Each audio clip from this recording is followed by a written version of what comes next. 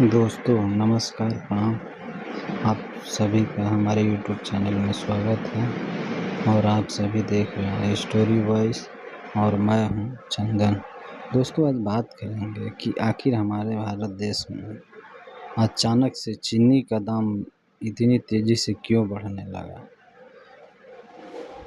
और इसके पीछे कौन सा राज है। क्योंकि बहुत सारे लोगों से सुनने को मिल रहा है कि एथेनॉल बनाने के कारण चीनी इतनी तेज़ी से महंगा हो गया।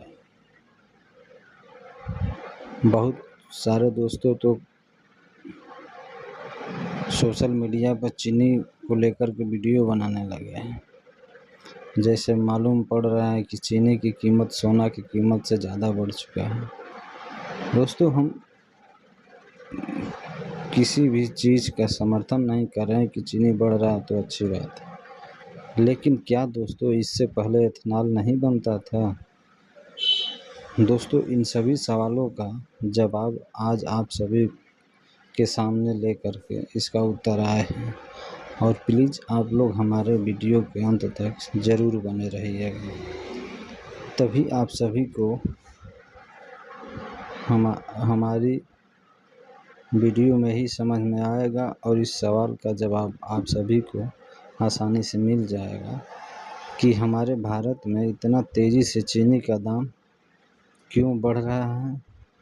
तो दोस्तों हमारे भारत देश में चीनी की कीमतें अचानक से बढ़ने के बहुत सारे कारण हो सकते हैं, क्योंकि गन्ने की उत्पादन अगर देखा जाए तो उसमें बहुत भारी कमी भी आई है। दोस्तों पहले से ज़्यादा तो नहीं लेकिन कम उत्पादन हो रहे हैं। और दोस्तों शुरुआती स्टॉक की बात अगर किया जाए जो इससे पिछले साल की स्टॉक की, तो उस समय में भी चीनी का स्टॉक बहुत कम था और सामने जो त्यौहार हम सभी के बीच आ रहा है, इस त्योहारों में चीनी की मांग को लेकर के दबाव बनाने लगे हैं, इसलिए अचानक से दोस्तों चीनी महंगा होने लगा है। दोस्तों उत्तर प्रदेश और अन्य प्रमुख राज्यों में अगर देखा जाए तो मौसम की खराबी और गन्ने की किस्म जो भी है वह बीमारी के कारण उत्पन्न कम होने लगा है। और दोस्तों गन्ना में जो बीमारी लगी है उस बीमारी का नाम है गेरुआ रोग और वह गन्ने को पूरी तरह से ख़राब कर देगा। दोस्तों पिछले साल का बचा हुआ जो भी भंडार था वह काफ़ी कम था, जिससे हमें नए सीज़न में शुरुआत में ही जैसे ही त्यौहार स्टार्ट हुआ उसके साथ साथ यह समस्या शुरू हो गई। दोस्तों वैसे तो वैश्विक स्तर पर चीनी की सप्लाई पर दबाव है, लेकिन अगर देखा जाए तो उत्पादन घटने के कारण यह अनुमान कम लगाया जा रहा है। दोस्तों बहुत सारे लोग यह भी अफवाह उड़ा रहे हैं कि जब से गन्ना से एथेनॉल बनने लगा है तब से चीनी महंगा हो गया। तो दोस्तों यहाँ गलत है, क्योंकि गन्ने से एथेनॉल बनाने के कारण कभी चीनी महंगा नहीं हुई। और दोस्तों एथेनॉल आज से नहीं बन रहा है। सरकार के विशेषज्ञों द्वारा इस दावे को भी पूरी तरह से खारिज भी कर दिया गया है, क्योंकि दोस्तों उपभोक्ता मामले यानी कि खाद्य एवं सार्वजनिक जो भी वितरण है वह मंत्रालय के अनुसार है और चीनी के दाम बढ़ने के पीछे बहुत सारे वजह भी हैं। दोस्तों उद्योग और व्यापारियों के कुछ लोगों द्वारा यानी हमारे हिसाब से की गई जो भी जमाखोरी और सट्टेबाजी हैं, उन्हीं सभी के नाते चीनी की कीमतों में इतनी तेज़ी से बढ़ोतरी हुई है।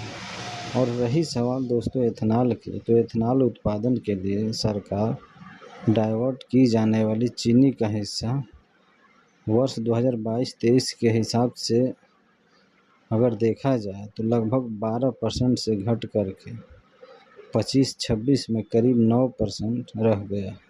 और दोस्तों देश में कुल एथेनॉल उत्पादन के लगभग 3/4 यानी कि 75% जो हिस्सा है आप गन्ने के बजाय मक्के और अन्य अनाजों से सरकार एथेनॉल बना रही है। तो दोस्तों आप सोचिए कि सरकार जब पहले से ही गन्ना के बजाय किसी अन्य अनाज से एथेनॉल बनाना शुरू कर दे है, तो फिर कैसे गन्ना से एथेनॉल बनना ही जिम्मेदारी है, जिससे चीनी का दाम बढ़ गया है। क्योंकि जब दोस्तों एथेनॉल दूसरी चीज़ों से बनने लगे तो फिर चीनी का दाम बढ़ने का कोई वजह है ही नहीं है।